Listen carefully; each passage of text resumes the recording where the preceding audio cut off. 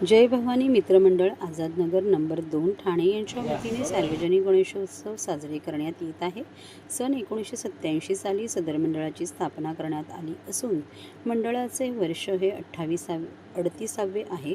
दरवर्षी अशाच प्रकारे ज्वलंत व जनजागृती विषय घेऊन मंडळाच्या वतीने असे देखावे साकारण्यात येतात। जय भवानी मित्रमंडळाने यावर्षी निष्काळजीपणामुळे होणारी जीवितहानी हा ज्वलंत विषय यांच्या देखाव्यातून मांडला आहे। यामध्ये त्यांनी नुकतेच मुंबई व इतर ठिकाणी होर्डिंगमुळे झालेले अपघात, लोणावळा येथील पर्यटन स्थळी धबधब्यावर झालेला अपघात, पावसात पूल ओलांडताना झालेला अपघात, तसेच धबधब्या ठिकाणी धोकादायक पद्धतीने रील बनवताना झालेले अपघात, अशा प्रकारे पाण्यात जवळचा निष्काळजीपणा नागरिकांच्या जीवावर अशा घटना या देखाव्यामध्ये साकारण्यात आल्या आहेत। यामध्ये उल्लेख करण्यात आलेला आहे। यावेळी सदर मंडळाच्या वतीने सत्यनारायण पूजेचेही आयोजन करण्यात आले होते।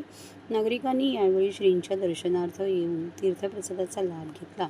यावेळी ठाणे शहरातील राजकीय, सामाजिक व इतर क्षेत्रातील मान्यवरांनी ही मंडळाला भेट दिली। सदर उत्सवाविषयी जय भवानी मित्रमंडळाचे अध्यक्ष, शिवसेना शाखा प्रमुख श्री सतीश नारायण पवार यांनी व त्यांच्या सहकार्यांनी पत्रकारांशी बोलताना अधिक माहिती दिली।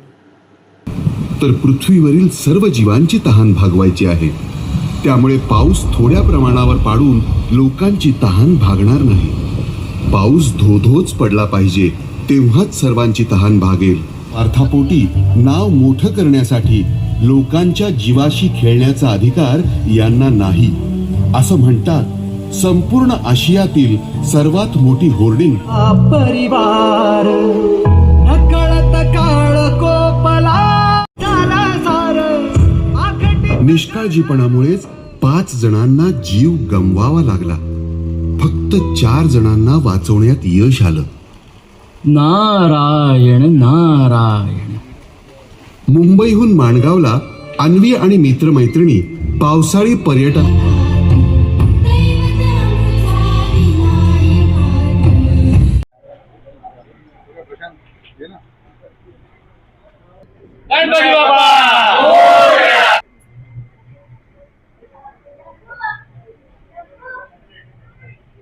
माझं नाव आहे ऋषभ धामनसकर। आपल्या मंडळाचं नाव आहे जय भवानी मित्र मंडळ आणि आपलं आता हे 38वं वर्ष आहे आणि आपण ह्या वर्षी निष्काळजीपणामुळे होणारी जीवितहानी असा विषय आणलेला आहे यावर्षी समाजासाठी।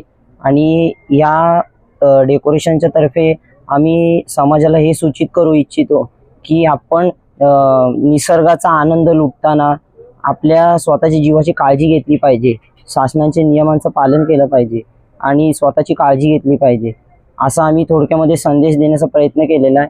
तरी आपण पाहू शकता डेकोरेशनमध्ये घाटकोपरची दुर्घटना आहे जी फ्लेक्स पडण्यामुळे लोकांची जीवितहानी झालेली आहे आणि माणगावची दुर्घटना सुद्धा झालेली आहे।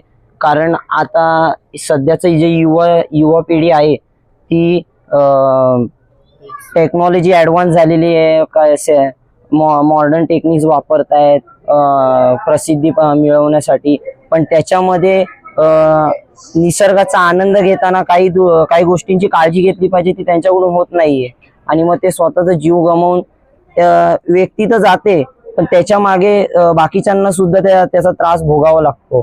तर माणसांनी आपल्या स्वतःची पण काळजी घेतली पाहिजे आणि जर माणूस स्वतःची काळजी घेईल तर त्याच्यामुळे सगळ्या आनंदी खुशात राहू शकतात, असं आम्ही या डेकोरेशन मधून सांगण्याचा प्रयत्न केलेला आहे।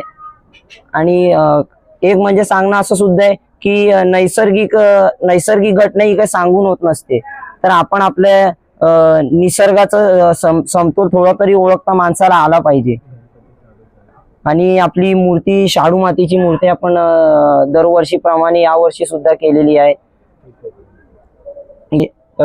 बऱ्याच गोष्टी दाखवण्यात आलेल्या आहेत की आता काही ठिकाणी ब्रिजेस वगैरे असतात, नद्या ओव्हरफ्लो होतात, माणसं तरी पण स्वतःच्या जीवाला धोक्यात घालून गाड्या ब्रिजवरून घेऊन जातात आणि काळजी घेत नाही, काय नाही। आता रायगडमध्ये सुद्धा अशा बऱ्याच घटना घडतात, चिपळूणमध्ये सुद्धा घडतात, तरी लोक त्यात अवेअर होत नाहीयेत, लोक स्वतःच्या जीवाची काळजी घेत नाहीयेत। तर आम्ही आज पुरेपूर प्रयत्न केलेला आहे की डेकोरेशन मधून लोकांना संदेश पोहोचावा।